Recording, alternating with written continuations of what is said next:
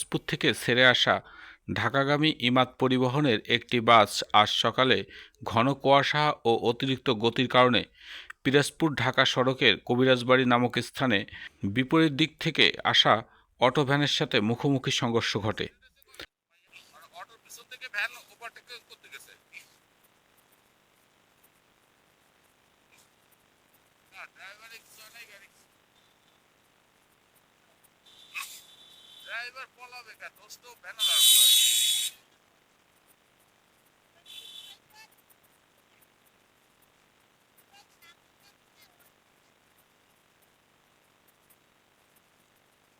সামনে ছিল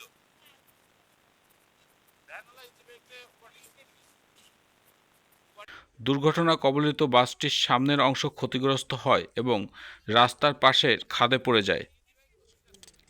ভ্যান চালক ও এক আরোহী গুরুতর আহত অবস্থায় খুলনা মেডিকেলে নেওয়ার পথে মৃত্যুবরণ করেন এবং অপর ভ্যান যাত্রী গুরুতর আহত অবস্থায় খুলনা মেডিকেলে ভর্তি আছেন।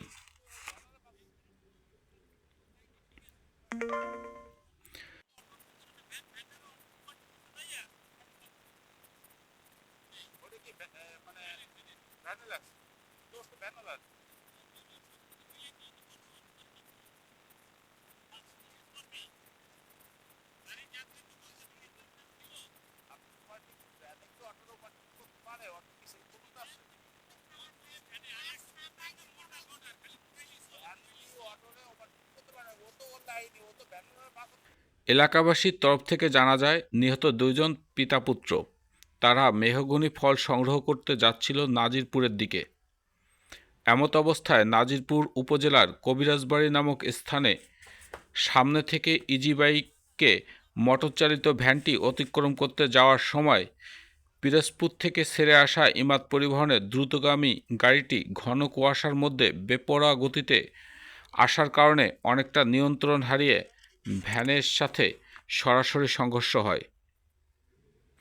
এতে ভ্যানটি দুমড়ে মুচড়ে যায় এবং ভ্যান চালক সহ ৩ জন আহত হয়।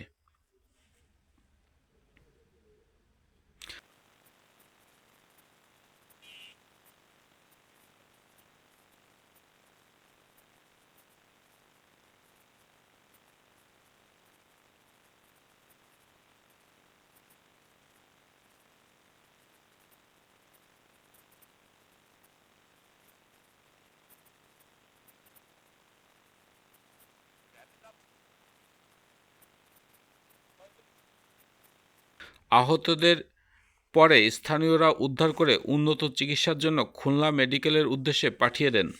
পরে খুলনা মেডিকেলে 2 জনের মৃত্যু হয়।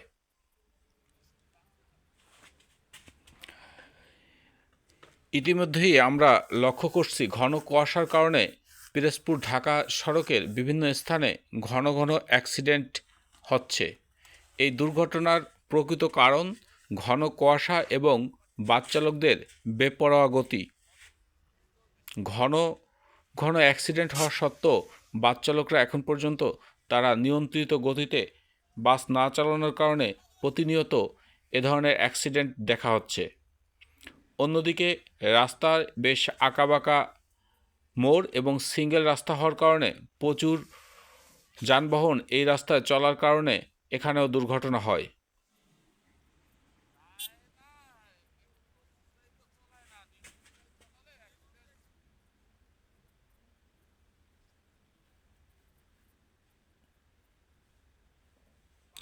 দর্শক, মৃত্তিকা জীবন ও প্রকৃতি চ্যানেল থেকে তমাল।